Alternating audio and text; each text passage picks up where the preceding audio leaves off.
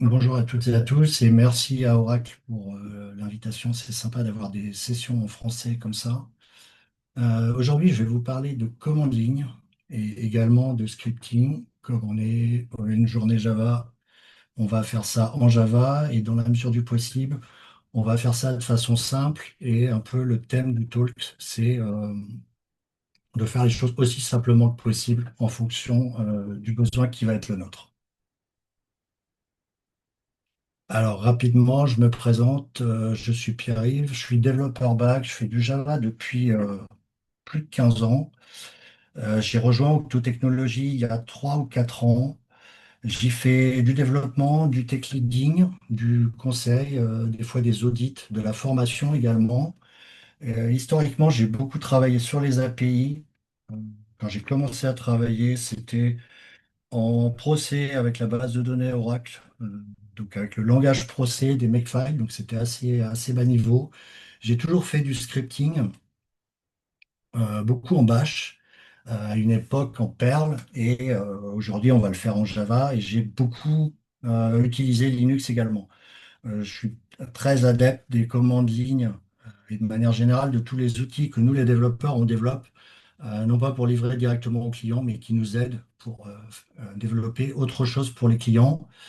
Et j'ai rejoint ParisJug au début de cette année. Alors l'historique de ce talk, justement, c'était un talk que j'ai présenté à ParisJug en 2024. Et il a été présenté également à Devox.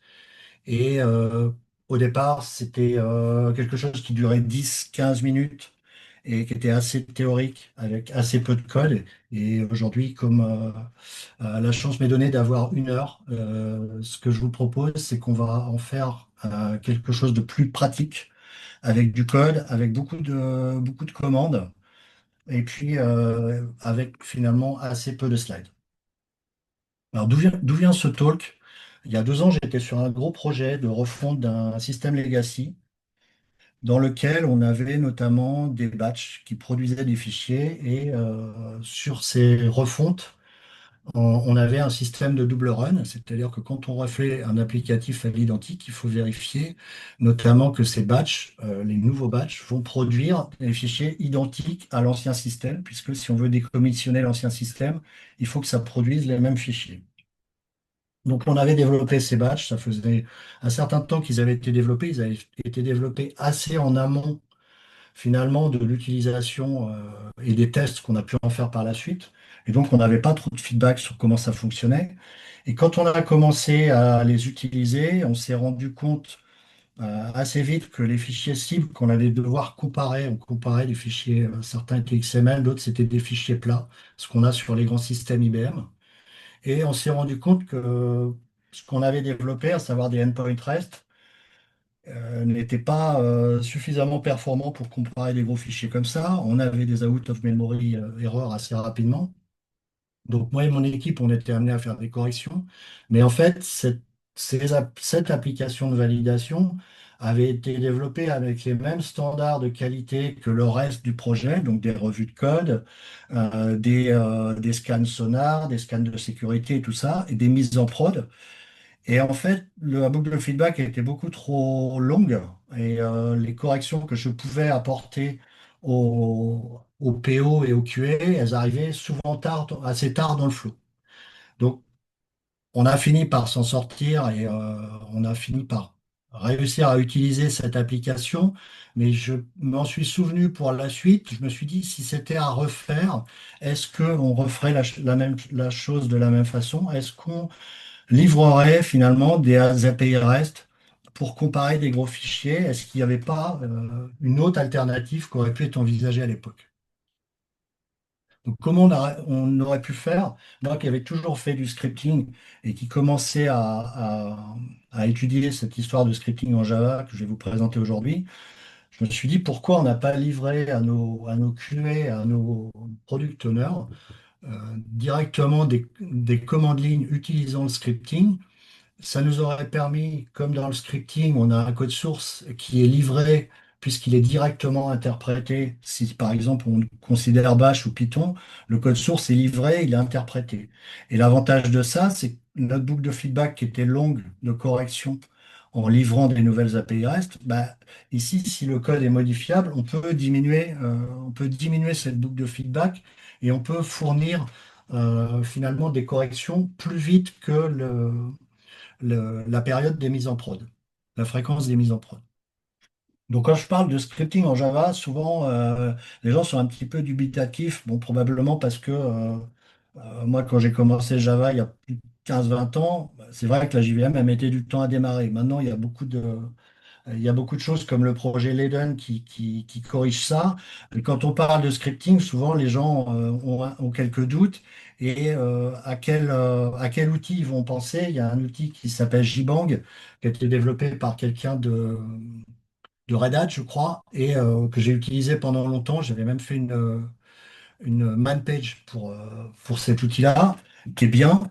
Mais si je reviens sur le projet antérieur, en fait, c'était un gros projet. On avait des ops, on avait des machines qui étaient provisionnées, des VM. On n'avait pas la main, on n'avait pas la capacité d'installer ce qu'on voulait sur ces machines-là.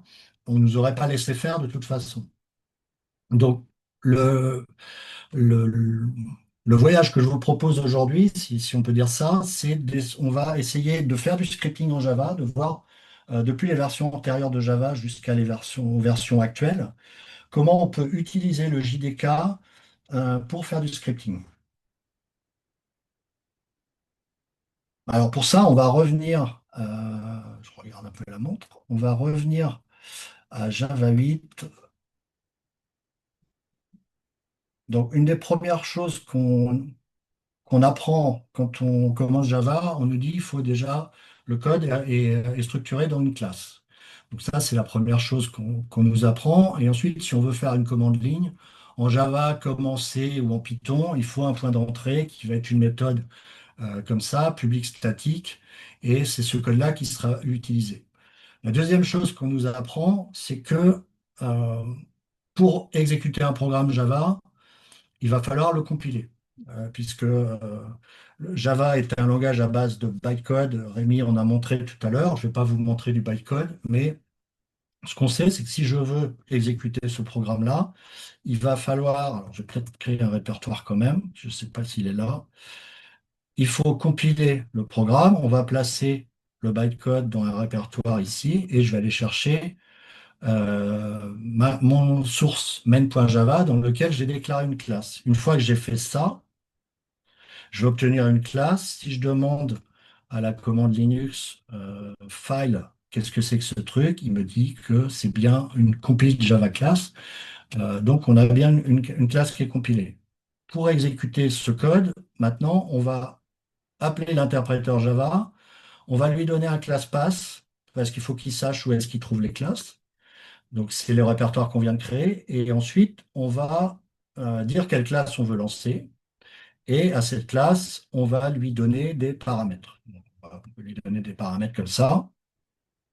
Et là, quand je lance ça, ça lance bien, ça exécute bien euh, mon programme ici. Et donc, si je fais le bilan de ce que j'ai fait là, si on fait un petit makefile, j'aime bien les makefiles, c'est un outil ancien, mais qui rend des services et qui permet notamment ici d'expliquer comment, pour compiler un programme Java, si on prend cette cible-là, qu'est-ce que ça veut dire? Ça veut dire qu'on part d'un source, on a besoin d'un source, c'est le point d'entrée, on va produire un class, donc c'est le fichier qui est défini ici, et pour ce faire, on va lancer cette commande-là. Ensuite, pour exécuter, on va avoir besoin de la classe, on a une cible qu'on a appelée run, et on va lancer la commande que je viens de lancer tout de suite. Donc en Java 8, on a deux étapes et on peut pas à proprement parler, si je reviens sur mes slides, qu'est-ce qu'on vient de voir? Java est un langage compilé. On a dit que ça produisait du bytecode, donc je rentre pas en détail sur le bytecode, c'est pas l'objet ici, mais en Java 8, on est obligé de compiler un programme pour pouvoir l'exécuter et finalement, là, si je veux faire du scripting en Java 8, clairement, ça ressemble pas du tout à du scripting. Donc maintenant, Après Java 8, on a eu Java 11, donc, qui est sorti un petit peu plus tard en 2018. Java 11, c'était la première version LTS depuis le calendrier euh, tous les 6 mois des versions de Java. Il y a eu notamment un client HTTP qui a été intégré dans le JDK. Mais ce qui va nous intéresser aujourd'hui, c'est une JEP qui s'appelle la JEP 330 et qui, en substance, nous dit qu'on peut lancer un programme Java à condition que celui-ci se trouve dans un même fichier. Donc, si on regarde un petit peu plus, il nous dit qu'il étend la capacité du lanceur Java, donc la commande Java, pour exécuter un programme qui se trouve dans un même fichier source. Et il ajoute, la GEP 330 ajoute autre chose, elle nous dit on peut également lancer du Java depuis un script en utilisant un shebang. Donc là, ce qu'on comprend par rapport à Java 8, c'est qu'il y a deux nouvelles façons de lancer du Java, notamment lancer directement depuis un source. Donc, on va regarder ça. Donc, si je passe donc l'étape 2, en fait, j'ai repris le même programme, strictement le même. Sauf que là, alors oui, j'ai pas dit, j'utilise un outil qui s'appelle diranv, qui permet, quand je me déplace de répertoire, de charger un inversé qui me set les bonnes variables de telle façon que pour une démo, c'est pratique, je suis dans la bonne version. En gros, ce que me dit Java 11, si je comprends bien, alors oui, si je charge, si je tombe en panne de batterie, ça va pas être mieux, désolé, pas prévu ça. Si je lance mon programme Java ici comme ça, donc je vais lancer celui-là, je remets Oracle Dev Week. En fait, Java 11, j'ai plus qu'une étape. Donc je lance ce programme Java, il est compilé en mémoire, on ne trouve pas de point classe, et il est lancé. Donc j'ai, comme tout à l'heure, fait un petit makefile. Si je vais ouvrir l'autre et on va comparer les deux, par contre, il faut que j'enlève ça. Si je fais un petit split, hop, tac, tac, tac. Voilà. Alors, en Java 8, j'avais besoin de faire tout ça, la compilation, l'exécution. En Java 11, j'ai une ligne. Ça me simplifie considérablement les choses. Maintenant, si je reviens ici, il me dit on peut faire aussi avec un shebang. Alors, OK, le shebang, qu'est-ce que c'est?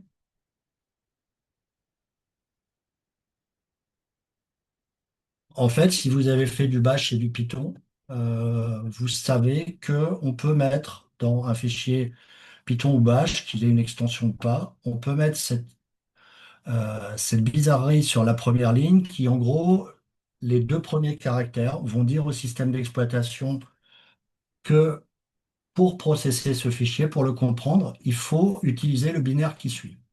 Donc, quand je regarde dans la JET 330, ils ont l'air de me dire qu'on peut faire ça. Donc, ça suppose de donner les droits d'exécution. Donc, ça, je l'ai fait au préalable.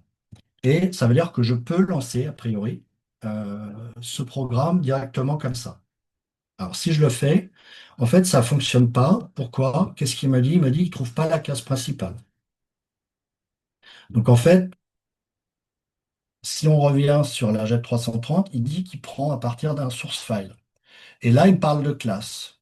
Donc, il y a un petit truc bizarre ici. Pourquoi il me dit ça? Sur Java 8, j'ai dit tout à l'heure qu'en Java 8, l'interpréteur Java, la commande Java, ne comprenait que les classes et ne comprend que le bytecode. En fait, ici, il me cherche du bytecode. Pourquoi il cherche du bytecode? Parce qu'il ne peut pas savoir si on lui a passé un source ou si on lui a passé du bytecode. Donc, il faut lui dire dans ce mode-là que je lui passe un source. Lui dire en fait que ce qui suit là, c'est du source. Si je relance comme ça, alors je peux mettre des paramètres, hein, évidemment. Si je relance comme ça, mon programme se lance et en fait, bah, j'ai lancé quelque chose qui ressemble à un script. Ce serait un script shell ou Perl, hein. En fait, c'est pareil, c'est un fichier texte qui a les droits d'exécution. Il y a un shebang avec le nom de l'interpréteur et les paramètres qui suivent. Et il s'est lancé de cette façon-là. Il y a un petit défaut là-dedans, c'est qu'on utilise un chemin complet. Donc le chemin complet, c'est pas ultra portable. Donc pour éviter ça, on peut utiliser la commande env qui globalement dit, en fait, l'interpréteur, on dit que c'est env. Et env, on lui dit, bah, va chercher dans l'environnement, là, tu vas aller chercher la commande Java. Donc si j'essaye ça, on va avoir encore une erreur, mais ça va être une autre erreur. Pour une autre raison, c'est que quand on fait ça, le fait d'utiliser un shebang fait que, et la commande env fait qu'il découpe pas il prend pas, il découpe pas les paramètres comme le ferait le shell. Et vous voyez, il croit qu'il faut lancer un binaire qui s'appellerait comme ça. Donc effectivement, ça se passe pas bien. Et donc, je regarde la montre parce que je sais pas si je suis en avance ou pas. Et donc pour ça, il nous suggère de splitter. Donc si je fais ça, maintenant, il comprend. Donc là, j'ai lancé un programme. Je lui dis que c'est du Java. Je lui dis de le prendre dans l'environnement. Donc en fait, ici, je suis en Java 11. Donc il va prendre mon Java 11. Et de cette façon-là, ça fonctionne. OK. Il y a une dernière façon qu'on peut essayer de faire parce qu'en fait, là, il y a quelque chose qu'on voit qui n'est pas génial. Et on voit les couleurs dans l'IntelliJ, c'est que là, tous les symboles ne sont pas résolus. Pourquoi? Bah, parce que mon fichier, celui-là comme celui-là, on n'a pas, il n'a plus l'extension Java. L'extension Java, elle a été perdue. Et IntelliJ, il est perdu parce que lui, il aime bien que les fichiers Java s'appellent .java. Donc, ce qu'on peut essayer, c'est qu'on en a un troisième ici qu'on peut référencer depuis le makefile ou lancer directement la commande, mais ça revient au même. C'est qu'on a un fichier Java dans lequel je mets un shebang. Et je me dis, avec un peu de chance, ça va fonctionner et je pourrais éditer, à la fois exécuter mon programme et l'éditer. Ça ne fonctionne pas. Pourquoi? Parce que l'interpréteur Java, maintenant, il sait processer des sources depuis Java 11. Sauf que lui, quand il voit une extension Java dans le nom du fichier, comme c'est là, main with shebang.java, bah, et pour lui, c'est un fichier Java, il ne s'attend pas à trouver un shebang, il compile tout. Donc, ici, ça ne fonctionne pas. Donc, si on revient sur nos slides, on voit qu'avec Java 11, on a une nouvelle possibilité qui est de lancer du Java directement depuis du code source. On peut le faire de deux façons différentes, soit en invoquant directement la commande Java sur le fichier Java, soit en utilisant un shebang, mais dans ce cas, il ne faut pas d'extension. Et les deux façons de faire sont exclusives. On peut pas faire l'un ou l'autre. Et on a cette limitation en Java 11 que tout le code source doit être dans le même fichier. Ça, c'est ce qui est précisé ici, single file. C'est une limitation, on va voir par la suite, qui n'existe plus maintenant. Elle était là en Java 11, mais elle n'existe plus. Donc, on va passer à l'étape suivante où, en fait, comme on souhaite faire du scripting en Java et que là, ça commence à ressembler à un script avec du Java dedans, mais pour le développer, on sent que ça va pas être, on sent que ça va pas forcément être idéal. Donc on va revenir aux bases du scripting et aller voir un peu c'est quoi un script, qu'est-ce qu'il y a dedans et comment on peut s'en sortir avec ça. Donc alors si je vais pas dans le bon répertoire, ça va pas aller. Je vais fermer tout ça comme ça, on va y voir plus clair. Hop. Donc ici, j'ai un premier script donc sur lequel, vous voyez, on a un shebang, et ça, c'est ce qu'on voit habituellement. Un script bash, bon, bah, on lui dit qu'il doit être lancé par bash et processé par bash. On a plusieurs types d'instructions ici. On a echo, qui est une built-in du shell, que le shell comprend directement, il sait ce qu'il faut faire avec, afficher ce qu'il y a derrière. On a des structures de contrôle. Ici, on a un if, on pourrait avoir un while, on pourrait avoir d'autres structures de contrôle. Et La troisième chose qu'on voit ici, c'est qu'on appelle des commandes avec de chemin complet. Donc là, ici, on appelle uptime, ici, on appelle ID, et on donne le chemin complet de la commande. Donc c'est les trois choses possibles qu'on a dans un script. Est-ce qu'on peut, maintenant, on peut s'intéresser à savoir si on a besoin d'un shebang ou pas là-dedans. Est-ce qu'on est obligé de faire ça? Si j'enlève ça et que je lance mon shell, en fait, il fonctionne très bien comme ça. Si je remets le shebang, il fonctionne de la même façon. Donc le shebang, en fait, ici, je suis dans Bash. Si je lance quelque chose par défaut, qu'est-ce qui se passe? Si je mets rien ici, c'est Bash qui va le comprendre. Si je regarde ce programme-là et que je me dis que finalement, ce shell-là, tout ce début, ça m'intéresse pas vraiment. En fait, c'est pas vraiment ce que je veux faire. Moi, j'ai besoin de l'uptime et je veux savoir depuis quand cette machine est démarrée ou j'ai besoin juste de l'ID. Donc, si on regarde l'uptime ici, on peut faire un script où on met juste l'appel à uptime, on lui passe des paramètres. Si je lance ça, on voit qu'on est uptime depuis 9 heures. Je me suis levé de bonne heure ce matin et on voit que ce script géré par Bash, en fait, qu'est-ce qu'il a fait? Il a lancé le binaire qui est là. Donc, il a exécuté cette commande-là, comme si je l'avais tapé, finalement, si je l'avais tapé ici, c'est la même chose.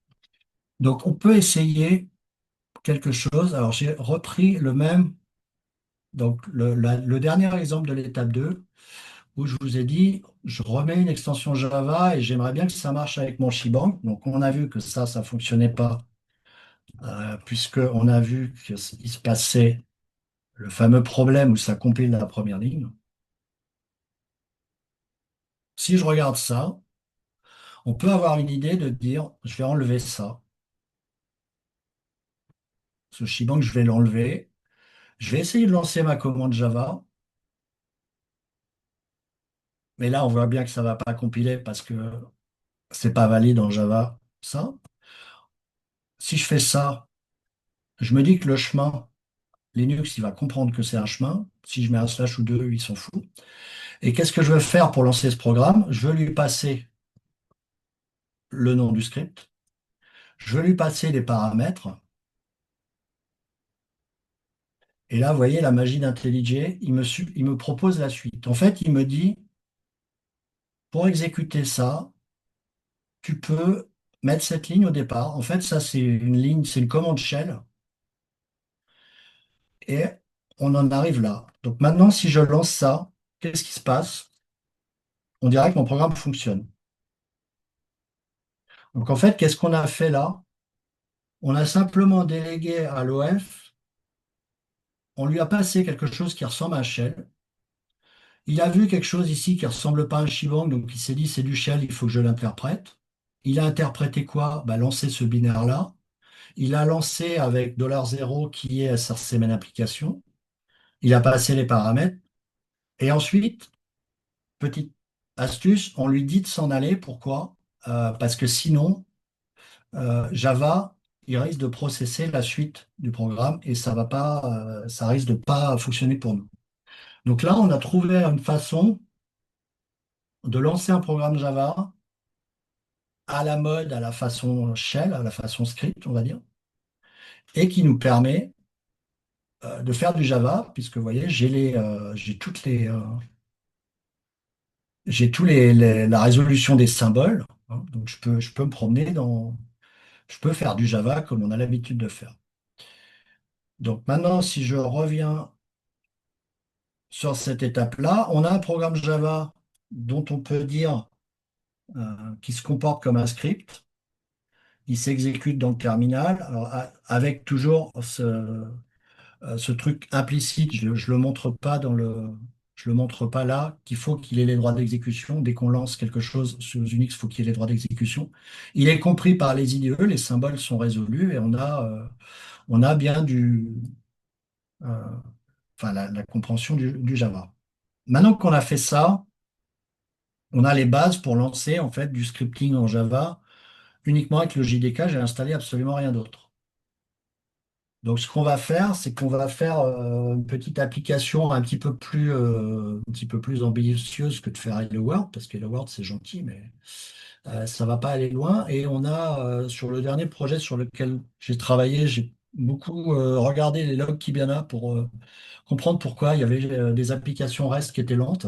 Et sur Kibana, on peut faire un export CSV des logs et on va écrire, enfin, j'ai écrit une petite application qu'on va voir tout de suite pour extraire depuis un fichier CSV, donc soit donc le fichier Kibana, il est là. Donc vous voyez, il y a un certain nombre de colonnes. La première ligne nous dit les colonnes qu'il y a, et sur la fin, il y a un log.message qui globalement dit pourquoi il y a eu une erreur. C'est un fichier qui contient que des messages d'erreur sur les API REST. Et donc, on va aller parser ce fichier et extraire des éléments dedans. Donc, j'ai un premier fichier ici dans lequel, vous voyez que j'ai repris exactement le truc de tout à l'heure, à la différence près qu'il y a un class pass. Je vais y revenir tout à l'heure. Donc, il y a une première différence, c'est ça. La deuxième différence, c'est que j'ai plusieurs fichiers. J'ai dit tout à l'heure qu'en Java 11, on avait, on était obligé de tout mettre dans le même fichier. C'est plus vrai maintenant, puisque la JEP 330 en Java 11 a eu une suite qui est la JEP 458, si je me souviens bien, et qui dit globalement exactement comme 330, sauf qu'elle dit qu'on peut faire multiple files au lieu de single file. Donc ça veut dire quoi? Ça veut dire que quand je vais lancer ce programme, que j'aurais pu appeler main, hein, en fait, c'est le premier programme que je lance, il va aller chercher les autres fichiers qui sont en dépendance, qui sont référencés dans l'arborescence. Donc, par exemple, on a un premier fichier parseargs ici, qui est au même niveau. On a un fichier logfields, j'en parlerai tout à l'heure. Et là, j'ai un petit fichier string utils qui fait quelque chose que Apache Commons sait très bien faire, mais que j'ai mis là simplement pour montrer qu'on peut définir un package. Donc ici, j'ai un package utile à partir du package par défaut ou enfin là qui est le root en fait, parslog c'est le root. Et donc là, j'ai un package utile dans lequel j'ai déclaré une classe string utile. Donc, ce programme, il a besoin de dépendance parce que pour parser le CSV, je fais appel à Apache Commons CSV. J'ai pas envie de le faire moi-même. Et pour pouvoir utiliser ces dépendances, il faut que je les référence dans le ClassPass. Et comment on fait? Bah, globalement, si j'ai des sources dans SRC, je vais aller mettre mes librairies dans lib, comme on faisait il y a longtemps au début du Java, pour un programme de cette taille et que je veux pouvoir réaliser assez rapidement. Ça ne me pose pas de problème d'aller mettre mes librairies ici. Je définis une variable abdir. Quand je vais runner mon programme ici dans le terminal, on n'aura pas forcément besoin, mais quand je vais l'installer, vous allez voir que ce sera utile. Euh, Qu'est-ce que je voulais dire d'autre? C'est à peu près tout. Donc là, on a record args, c'est pour parser les arguments. Ensuite, on a common CSV, c'est Apache Common CSV. Et on est obligé, alors ça c'est un peu pénible, on est obligé d'aller chercher common codec et common IO. Pourquoi? Parce que ce sont des dépendances transitives d'Apache Common CSV. On va voir dans l'étape 5 que on pourra se passer de ça. Mais pour l'instant, là, on n'a pas trop le choix. Donc, si je lance mon programme ici, alors j'ai toujours un petit makefile. Ça permet déjà de me souvenir des commandes et de les lancer comme ça. Donc, si je lance le programme en faisant finalement point slash mon fichier .java, j'ai une ligne de commande qui ressemble à ça. Je lui passe des paramètres, donc le nom du fichier, je lui dis que je veux log.message, que je veux le timestamp et je veux qu'il me sorte les erreurs concernant le code postal qui sont dans le fil de message. Donc là, il m'extrait certaines lignes de mon fichier en sortant uniquement ces deux champs-là. Ok, qu'est-ce que je voulais montrer d'autre? Oui, alors, j'ai dit tout à l'heure qu'il y a un fichier logfield ici. C'était au début de l'implémentation, je pensais qu'il y avait besoin de déclarer les champs pour Apache Common CSV, les champs du CSV, ce qui n'est pas du tout pratique parce que on a envie qu'ils soient découverts. En fait, on peut les découvrir, mais au départ, j'avais implémenté ça comme ça. Vous voyez que cette classe n'est pas utilisée. En fait, on va voir, je vous ai dit que parseLog, il appelait parseArgs et qu'il appelait string Ce qui est bien en scripting, c'est que cette classe, si elle n'est pas utilisée, elle va même pas être compilée. Donc, pour le montrer, je vais relancer ça et j'utilise une variable du JDK qui me permet d'ajouter des paramètres sur la ligne de commande Java. Et là, c'est une ligne un peu longue, mais en gros, ça me dit que je veux voir le chargement des classes. Je veux qu'ils me les mettent là-dedans, dans ce fichier parse.txt. Je veux savoir depuis quand chaque action a été faite et qu'ils me mettent les tags. Et si je run ça comme ça, donc il le run de la même façon. Simplement, il a dû me générer un fichier. J'ai l'impression que ça n'a pas marché. C'est peut-être parce qu'il n'a pas rechargé tout à l'heure. Diront, on va pas eu le temps de recharger. Oui, il est là. Donc, il m'a bien créé un fichier parslog.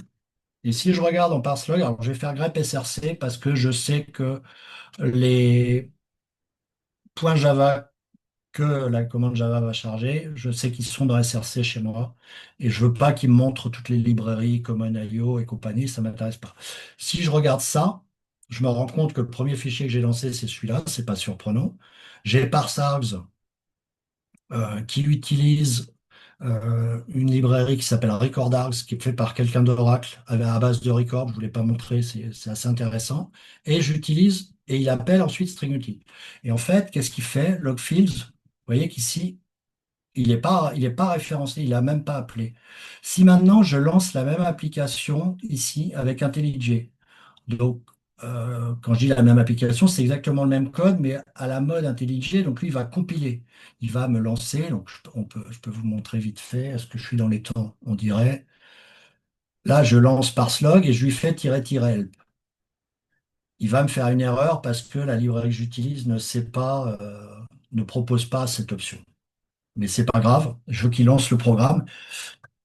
Et alors, vous allez voir que ça fonctionne. Et maintenant, on va le refaire.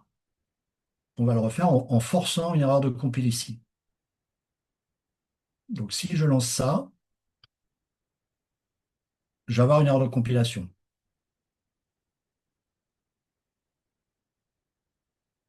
J'ai l'impression qu'il n'a pas pris mon run. Pourquoi il ne prend pas mon run? Tac.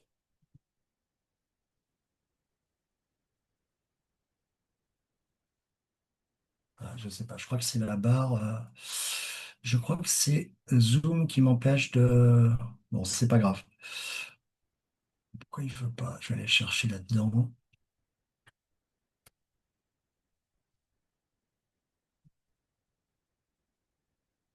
Non, il ne se lance pas. Euh, ah, voilà. Donc maintenant, si je run ça,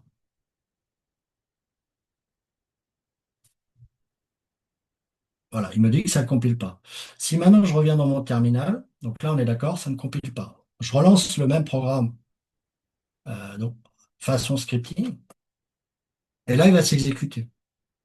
Donc ça veut dire que ici on a bien, lui en fait il n'y en a que faire, il n'est pas référencé, donc c'est assez pratique quand on fait si on veut faire du scripting ou bootstrapper une application, vous avez une classe qui ne compile pas, elle n'est pas appelée, peu importe. On ne va pas vous embêter avec. Dans ce mode-là, elle va pas vous gêner. Alors qu'avec IntelliJ, dès qu'on a quelque chose qui ne compile pas, si on commence à refactorer, ben, en fait, si on lance autre chose et qu'il y a un autre package qui ne compile pas, vous ne pouvez pas lancer votre test. Donc pour l'instant, on a exécuté notre programme en mode développement. Là, on est en train on est en train de le mettre au point. Mais ce qu'on veut faire, si on parle de partager les applications, on va vouloir en faire un paquet et le donner aux collègues, aux autres équipes. Bon, pour faire ça, on a une petite cible dans le makefile, bah, on va pas faire grand-chose de très très original. Qu'est-ce qu'on va faire? On va créer un répertoire et puis dedans, on va aller mettre donc nos sources, puisqu'on a besoin des sources, puisqu'on fait du scripting. On va aller mettre nos librairies et on va aller mettre aussi un shell de lancement qui est dans le répertoire bin. Pourquoi? C'est simplement que là, quand on est en local, là, on référence les librairies en ./lib. À me dire, je l'ai mis à point. Mais si on installe l'application quelque part, on va avoir facilement besoin, on va avoir besoin des chemins complets pour référencer le ClassPass. On ne pourra pas faire ./. Donc maintenant que j'ai mon application là, donc là, je dois avoir un zip quelque part. Je vais aller la dézipper pour l'installer ailleurs. Tac, tac, tac. C'est pas ça. Je vais la mettre dans slash TMP. Dans slash TMP, c'est pas comme ça qu'on installe les applications, mais pour la démo, ça va suffire. Donc si maintenant je peux démarrer un autre terminal, je vais dans slash TMP et que je fais ça. Donc là, j'ai mon application.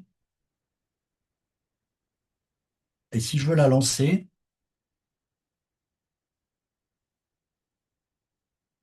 je peux utiliser le chemin comme ça. Donc je vais faire -help. C'est pas implémenté, donc j'aurai une erreur, mais ça va se lancer. Voilà. Et on a pourquoi on a un shell? C'est parce qu'en fait, ce qu'on veut, c'est référencer le source là où il est. Et on veut positionner appdir qui est utilisé dans le ClassPass pour pouvoir faire en sorte que le ClassPass fonctionne et que les librairies soient résolues. Donc là, on a installé notre application, on l'a lancée et on peut même la modifier si on veut. Donc, qu'est-ce que je peux faire pour la modifier?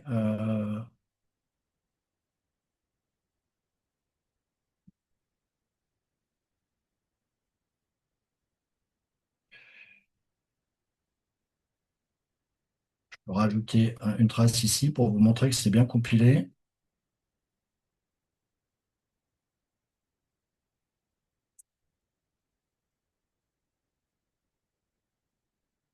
Donc là, j'ai toujours l'erreur, mais on a bien la trace ici.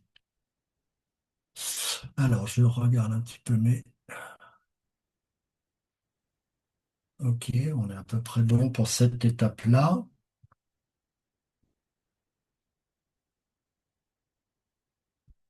Donc, qu'est-ce qu'on a fait? On a une commande ligne en Java. Elle s'exécute comme un script. Il suffit d'invoquer le nom. En fait, quand on fait parslog.sh, on pourrait l'appeler parslog. En fait, là, ce que je fais, c'est quand je lance le .sh, j'enlève le .sh, je le remplace par Java et je dis qu'il faut lancer parslog.java. Mais on pourrait l'appeler parslog sans mettre le .sh. On a un code source qui est modifiable. Notre packaging est quand même assez simple, puisqu'en fait, on crée un répertoire, on copie les fichiers de trois répertoires et ensuite on fait un zip. Donc globalement, on doit avoir trois ou quatre commandes Unix et on a toujours besoin uniquement du JDK. On n'utilise pour l'instant rien d'autre. Alors, si maintenant on challenge un peu ce qu'on a fait, il y a quelque chose euh, qui doit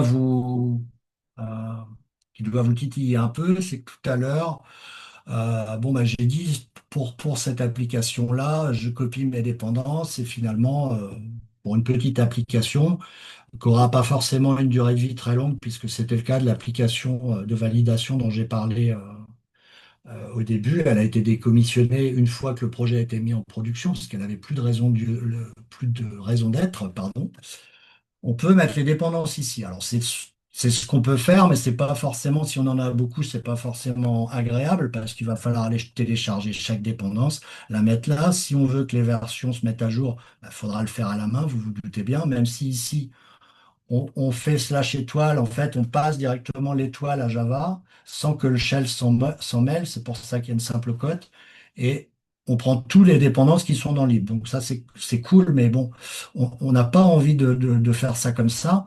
Il y a une façon dont on peut s'en sortir pour ça, c'est qu'on va aller utiliser Gradle, non pas pour compiler notre application, mais pour euh, aller chercher les dépendances. Alors, si j'arrive à trouver le bon fichier, ce sera peut-être mieux. Voilà. Donc, en Gradle, on définit les dépendances comme ça.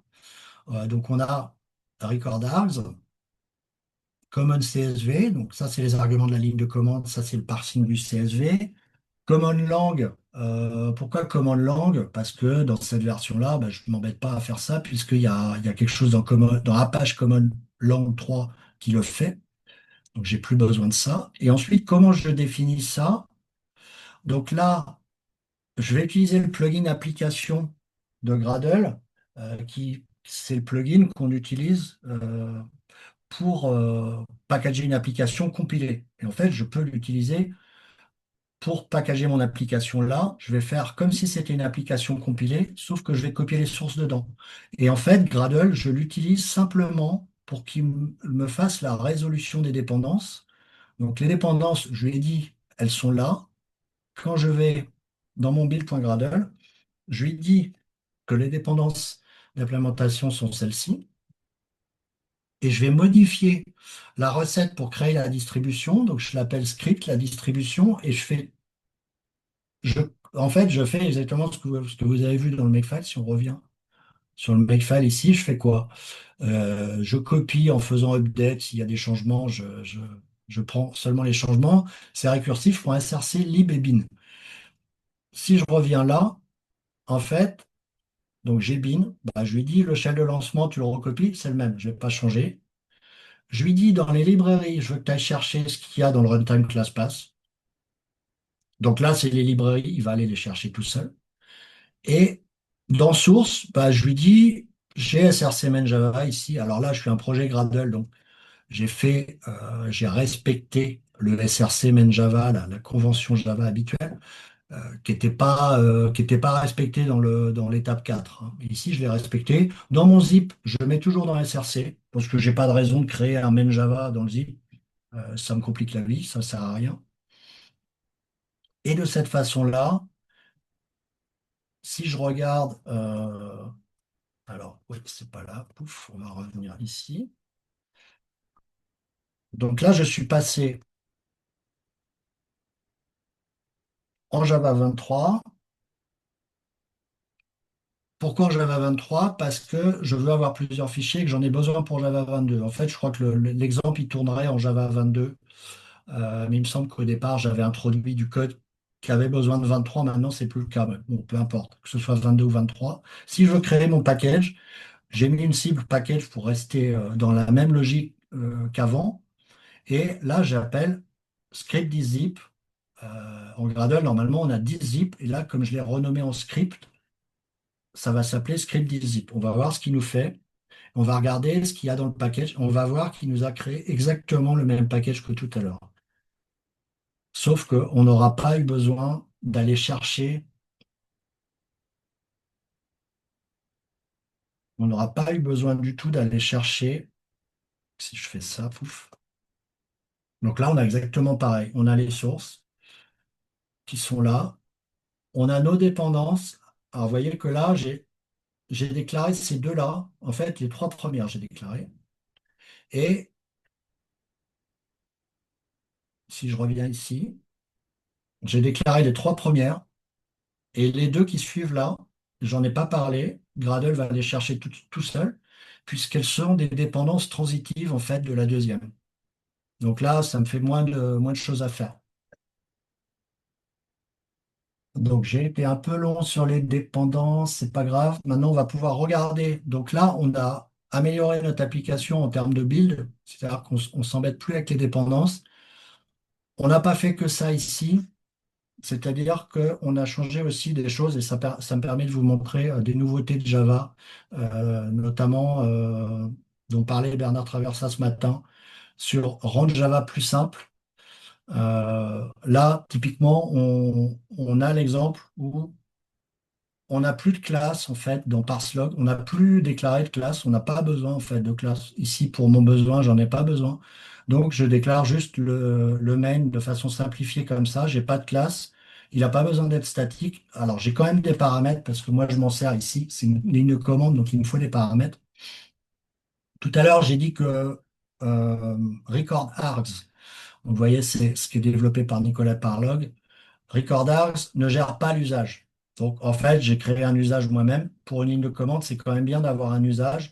Donc, un usage, c'est ça, c'est que quand on passe un paramètre qui n'est pas bon, ou quand on passe -help, bah, ça nous dit en fait comment fonctionne la ligne de commande. Dans mon exemple où j'aurais fourni cette ligne de commande à des QA ou des PO, il y a toujours une phase où on leur explique, mais c'est toujours bien s'il y a un usage qui s'affiche. Donc là, on affiche l'usage et puis, alors vous voyez, l'usage utilise le nom de la classe qu'en fait, on n'en déclare pas, mais il y en a une quand même. Et en fait, getClass.getName, ça existe quand même. Et la classe, alors c'est magique, hein, elle va s'appeler parseLog évidemment, mais j'ai pas eu besoin de la déclarer à ce stade-là.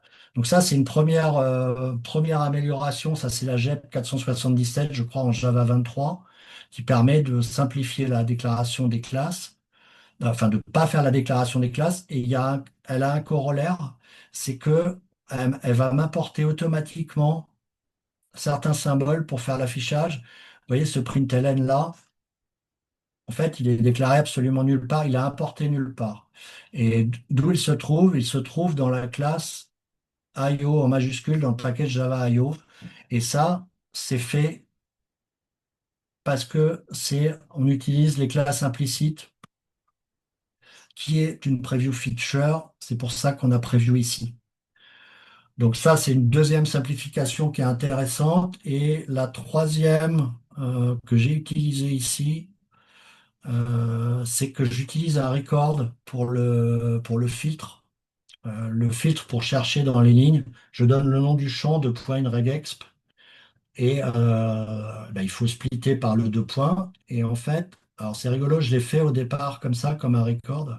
Et après, je me suis rendu compte que ça, en Java 21, ça compile pas. Pourquoi? Parce que là, j'utilise la JEP 482 qui dit qu'on peut mettre du code avant le constructeur. Donc, quand j'ai préparé mon programme, j'ai écrit ça et après, je me suis dit comment je pourrais mettre la JEP 482 pour en parler dans le talk parce que ce serait sympa. Mais en fait, j'avais déjà fait, mais je m'en suis pas rendu compte. Donc, comme j'étais en Java 23, il a compilé tout de suite et donc j'ai pas eu je me suis pas rendu compte. C'est à peu près tout pour les simplifications là-dessus. Je crois que c'est tout. Je vais pouvoir revenir sur le slide ici. Voilà, donc qu'est-ce qu'on a fait pour améliorer les choses? Bah, on a fait quand même gérer les dépendances par Gradle, parce que si vous en avez plus que 3 ou 4, en fait c'est vrai que c'est pénible. Surtout les dépendances transitives, quand j'ai commencé à tester avec Apache Common CSV, il me cherchait d'autres trucs. Je dis c'est bizarre, normalement il y a tout, puis bah, en fait non, il n'y a pas tout. On a documenté l'application. C'est toujours bien dans une ligne de commande d'avoir un help, surtout si c'est pas une ligne de commande que vous développez tout seul et qu'il n'y a que vous qui utiliserez. Et c'est pas le but d'écrire du code, de faire les choses tout seul. Donc il faut vraiment documenter, c'est important. Et l'usage, c'est pas une doc à côté, c'est dans le programme, donc on voit tout de suite l'impact. On a utilisé des évolutions de Java qui simplifient le code, alors notamment celle de plus déclarer la classe. C'est assez intéressant de voir que elle s'appellera 512 en Java 25 et elle sera plus en preview. Et je crois que c'est la même chose pour ces deux-là. Là, j'ai pas mis la version en 25. Et sauf erreur de ma part, non, celle-ci du moins. Celle-ci, je crois qu'elle sera pas en preview aussi en 25, donc elle va être réalisée. Oui, j'utilise aussi le name pattern en variable, bien que j'en sois pas forcément. Moi, je suis pas ultra convaincu du truc. C'est l'underscore quand on n'utilise pas la variable. Bon, après, ça simplifie. C'est bien de savoir que ça existe, surtout si on voit du code écrit par d'autres collègues, de savoir à quoi ça rime ce truc-là. Donc ça, c'était l'étape 5. Maintenant, on va être quasiment à la fin. Alors, pour tester, en fait, ce que j'ai montré ici, ce que j'ai fait, c'est que j'ai des templates sur GitHub. Donc, il y a deux versions, il y en a même plus que ça, parce qu'au départ, j'avais fait à des fins d'explication. J'avais fait des templates en Java 11 pour montrer qu'il fallait tout mettre dans le même source. Ensuite, il y a eu Java 22 où on a pu utiliser, donc à partir de Java 22 et la JEP 458, mettre plusieurs fichiers. Et puis ensuite, il y a eu Java 23, donc notamment pour la simplification, ne pas pas déclarer de classe. Et aussi, on peut utiliser les imports de modules, mais j'en fais pas usage dans l'exemple. Donc, si vous allez sur cette organisation GitHub, vous aurez tous les infos et comment démarrer avec les templates. Ensuite, j'ai mis pas mal de liens, notamment les GEP. Euh, Rémi en a parlé tout à l'heure. C'est vraiment instructif de lire les GEP en entier. Quand j'ai commencé à préparer le talk, la 330 et la 458, je les ai lus en entier parce que c'est vraiment là que toute l'information se trouve. Et quand il y a des nouvelles versions de Java, il y a toujours des gens qui écrivent des articles pour essayer de condenser la substance, les nouveautés de Java, et c'est une bonne chose. Mais si vous voulez aller vraiment en détail sur un sujet, c'est bien de prendre le temps de lire la JEP. On n'est pas obligé de tout lire 2 heures en 2 heures. On peut les lire à petite fois. Mais si on veut vraiment connaître un sujet particulier, je trouve que c'est vraiment une bonne chose d'aller lire la JEP. Pareil, regardez les docs de la commande Java. Si vous tapez, je parlais des man page tout à l'heure. Euh, Si vous tapez man Oracle, man Java commande, vous allez sur cette page-là, qui n'est pas la man page, mais qui est la doc officielle Oracle qui parle de la commande Java. Et c'est comme ça que j'ai vu qu'on pouvait utiliser la variable JDK Java Option, qui est quand même très pratique parce que ça vous permet de rajouter en fait des paramètres sur la commande Java. Par exemple, la commande Java qu'on a là, ça vous rajoute les paramètres en plus. Donc c'est assez pratique, mais notamment pour faire une démo comme ça, c'est très très pratique. Qu'est-ce qu'il y a d'autre? Ça, c'est le Virtual Machine Instruction 7. Ça, c'est si on veut connaître le bytecode en détail. Ça peut être intéressant. Et ensuite, j'ai mis un lien, le Go Cookbook. C'est un, c'est une ressource qui explique clairement comment le fait de faire slash slash une commande au début du script, ça fonctionne en fait pour runner un programme. Moi, je l'utilise en Java. J'ai parlé de JBang au début. JBang, en fait, fait usage de ça. La première ligne d'un programme JBang, c'est un slash slash user binenv espace JBang et les paramètres. Donc le Go Cookbook, cette ressource-là, elle explique très bien en fait pourquoi ça fonctionne bien. Et ensuite, alors oui, ça c'est les deux GEP, c'est pas les finales en fait. C'est pas les finales, c'est celles que j'utilise ici, mais c'est pas les finales. Les finales seront dans Java 25, elles seront réalisées dans Java 25. Recorder, si vous voulez parser des arguments dans une ligne de commande, on utilise beaucoup Pico CLI, j'utilise aussi, et j'ai découvert cet outil de Nikolai Parlog, cette petite librairie. Alors d'ailleurs, je n'ai pas montré du tout. En fait, il déclare un record. Et du record, donc là, on va avoir un tiret-tiret file, on va avoir un tiret-tiret délimiteur. Bon, là, on voit que c'est optionnel, etc. Donc c'est tout simple. C'est tout simple et ça vous parse une ligne de commande qui, in fine, ressemble à ça. Donc pour des petites commandes, c'est assez pratique. Diranf, c'est ce que j'utilise pour charger un point profile automatiquement dans un répertoire. Normalement, il ne le fait pas automatiquement. Il faut lui dire parce que ça pose un problème de sécurité de runner un script qui a été modifié. Quand on fait une démo, là, il le run automatiquement. J'ai pas besoin de ça. Et alors, pour conclure, les autres approches qui sont possibles de ce que j'ai montré là, bah, en fait, c'est ce que vous faites déjà au quotidien, je pense, c'est de compiler une application en Java via Gradle, via Maven. Donc, on va livrer un jar avec comment dire, les plugins Gradle et Maven. On a d'autres alternatives qui sont d'utiliser G-Link pour livrer le JDK avec l'application et avec seulement les modules du JDK qui sont nécessaires. Donc, ça fait un JDK qui est plus light. On peut aussi faire un binaire natif. Ça, c'est plus récent, c'est plus compliqué à utiliser, mais si on veut des temps de démarrage euh, très très bas, il y a rien de mieux. Et ensuite, le dernier, faire un paquet système avec JPackage, c'est ce qu'on peut faire en plus finalement des deux premiers, je crois, puisque là, on va vraiment livrer un package natif directement installable sur l'application, donc que ce soit sur Debian, sur Red Hat, ça peut être sur Windows également. Et je crois que j'ai fini.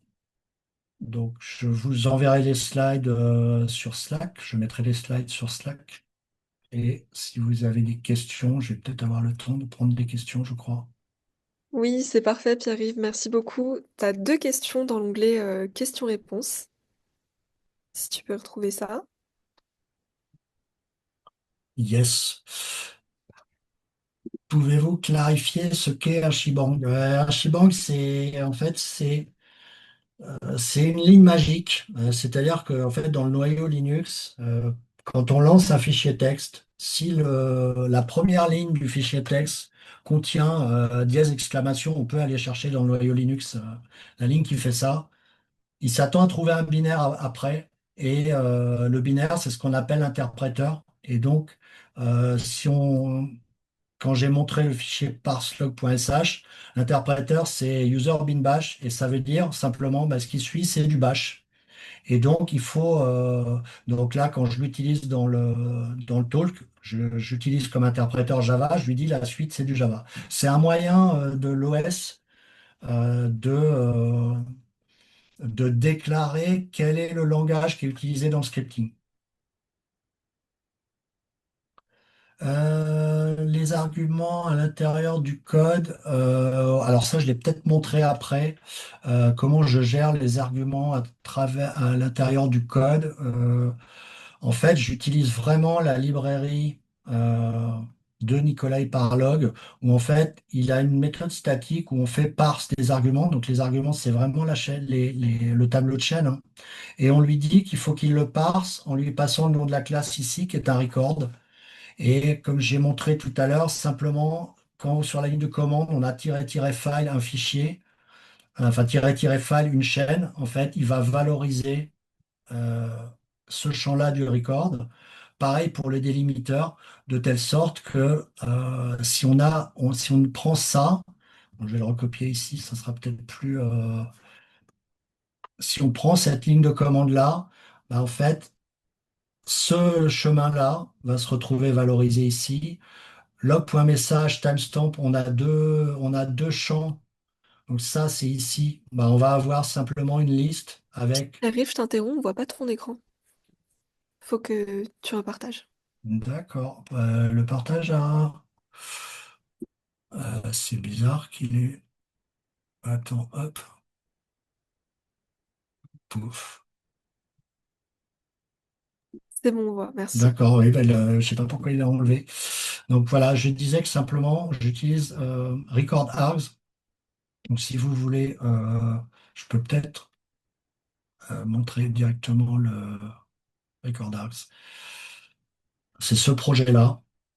C'est assez, vous le trouverez sur GitHub. Euh, il y a plein de cas qui sont gérés. Je j'ai pas tout exploré. Moi, j'ai vu que le help n'était pas implémenté. Mais bon, ça ne m'a pas gêné. Il y a plein de cas qui sont gérés, notamment bon, le coup classique d'avoir des choses optionnelles. Là, par exemple, sur cette ligne de commande-là, je ne passe pas le délimiteur et je ne passe pas le code caractère parce que j'utilise les valeurs par défaut, donc j'en ai pas besoin. Donc en gros, ce qu'il me fait, c'est qu'il prend ce tableau d'arguments-là, et ils sont mis sur la même ligne, mais c'est pas très important, et il me le transforme en un record euh, prêt à l'emploi, de telle sorte qu'après, qu'est-ce que je fais dans mon code? Après, j'ai parse args. Quand je veux référencer le fichier, je fais point .file. Quand je veux référencer le délimiteur, je fais get délimiteur. Donc c'est très facile.